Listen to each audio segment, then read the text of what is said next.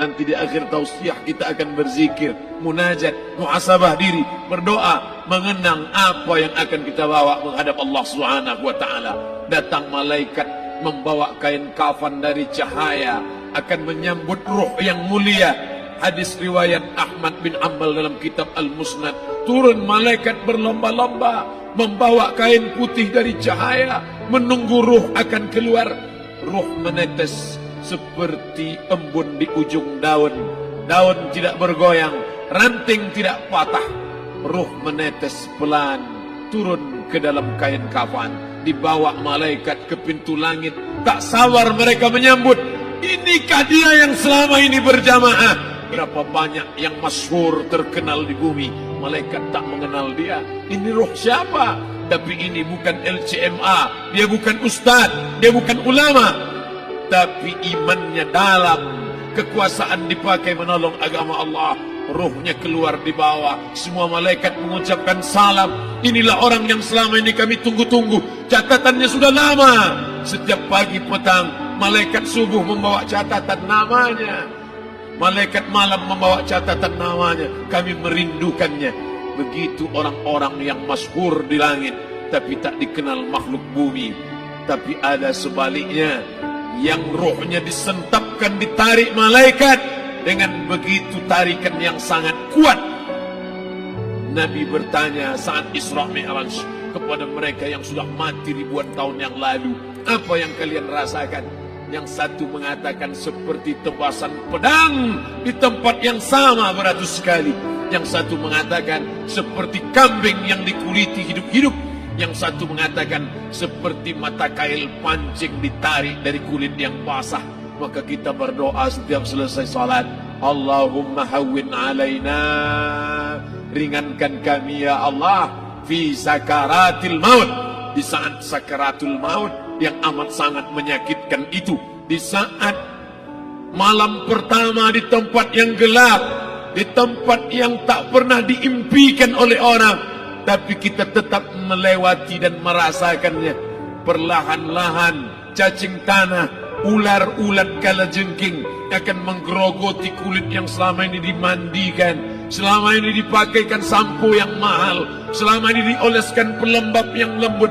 Tapi ternyata sebelum roh keluar jasad, setelah keluar, dia hanya akan menjadi santapan cacing tanah, hancur berkeping hari demi hari. Yang pertama kali membusuk adalah mata, karena dia berisi cairan. Cairan ini mengering, busuk dan berlubang. Lalu kemudian usus sebulan di dalam tanah, mulai dia menggelembung masuk angin dan dia meletus pecah. Cacing-cacing tanah mulai datang menggerogoti, memakan. Habis, siap tak siap, suka tak suka, kau akan didatangkan. Apa yang akan ditanya oleh Allah? Perbuatanmu, amalmu. Faman ya'mal mithqala dzarratin khairan yarah. Sebesar biji sawi, sebesar ujung rambut, kau aniaya orang, kau makan titik puluh keringatnya. U'tul ajira ajrahu, berikan upah pekerjamu, gaji tukang panenmu, gaji tukang cuci setrikamu. Kau makan, kau tahan 3 bulan. Dia tak menuntut, dia senyum, dia hanya mampu mengadu kepada Allah. Tapi titik peluhnya yang keringatnya, air matanya akan kau balas di hadapan Allah Subhanahu wa taala. Di saat itu tak ada siapa bisa menolong. Hari ini uangmu banyak, kau bayar pengacara handal 1 jam 100 juta, bebas tanpa syarat. Tapi di hadapan Allah semua akan bersaksi. Al-yawma nakhtimu ala, lidah yang selama ini pandai bicara dikunci, ditutup Allah taala yang akan bicara. Wa tukallimuna aydihim wa tashhadu arjuluhum, kaki akan bersaksi, tangan akan bicara. Bima kanu yaksibun, yang pernah dilakukan di masa yang lalu. Mata melihat seolah-olah nyata perbuatan itu pernah dilakukan dulu. Kita lupa, kita tak ingat. Tapi catatan malaikat terlalu terang benderang. Wa in kullun lamma jami'ul ladaina muhdarun. Catatan dibaca sampai-sampai orang itu tak percaya. Ma li hadzal kitab, kenapa buku catatan saya ini la yughadiru saghiratan, yang kecil-kecil, wala kabiratan, yang besar-besar, ahsaha, semua tercatat dalam buku catatan yang nyata. Dalam surat Al-Isra apa kata Allah? Iqra. Hari ini kalau dikatakan Iqra baca Quran, Iqra baca Yasin, malam Jumat Iqra baca surat Al-Kahfi, tapi sampai hari itu Yasin tak bermakna, Al-Kahfi tak lagi disuruh baca karena hidup sudah berakhir. Iqra, baca. Apa yang kau baca?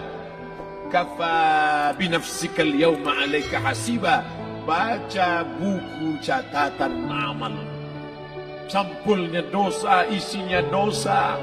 Catatan kakinya dosa, sampul penutupnya dosa, bibliografinya dosa. Sampai ia pun tidak percaya, kenapa aku hidup hanya dosa saja.